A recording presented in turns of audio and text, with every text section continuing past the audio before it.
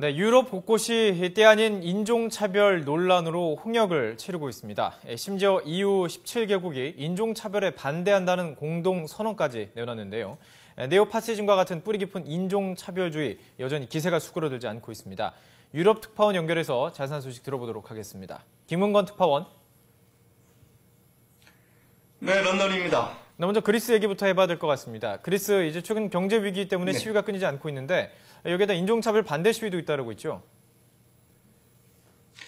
네, 그렇습니다. 최근 사태의 발단은 지난 18일 한 힙합 가수가 극우파에 의해서 살해된 것입니다.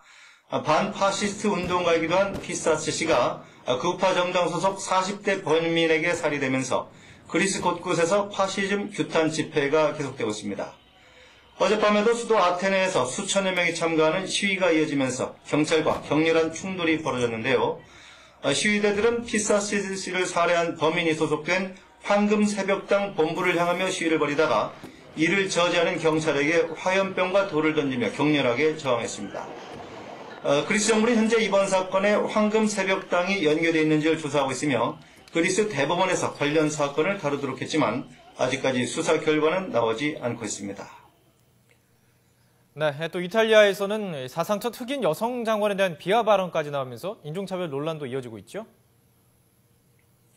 네, 그렇습니다. 이탈리아 최초의 흑인 여성 장관인 세실 키엥게 국민통합부 장관에 대한 인종차별 행태가 이어지고 있습니다. 지난 7월 이탈리아 북부연맹 당수인 칼다롤리 상원 부의장이 키엥게 장관을 오랑우탕에 비유를 하면서 인종차별 행태가 시작이 됐는데요.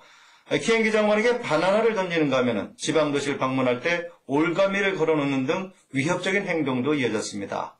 그러자 유럽연합 17개국 장관들이 인종차별에 반대하는 로마 선언을 채택하면서 이탈리아의 인종차별 행태를 강력히 비난했습니다.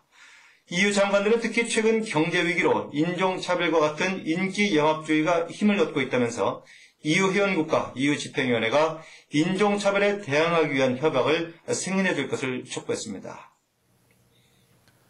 네, 프랑스도 참 다양한 인종이 살고 있는데요. 동구권 출신 집시에 대한 인종차별 논란이 불거졌군요. 네, 그렇습니다. 논란의 장본인은 마니엘 바일스 프랑스 내무장관입니다. 한마디로 집시들은 프랑스를 떠나라는 겁니다.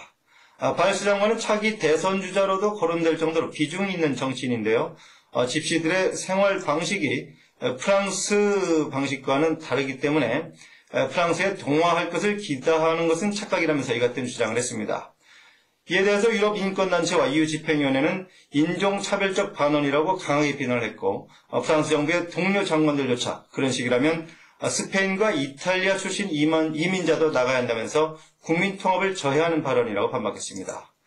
프랑스에는 2만 명이 넘는 집시들이 생활하고 있는 것으로 추정되지만 현지 주민들과 자주 마찰을 빚으면서 프랑스 정부의 골칫거리가 되고 있습니다.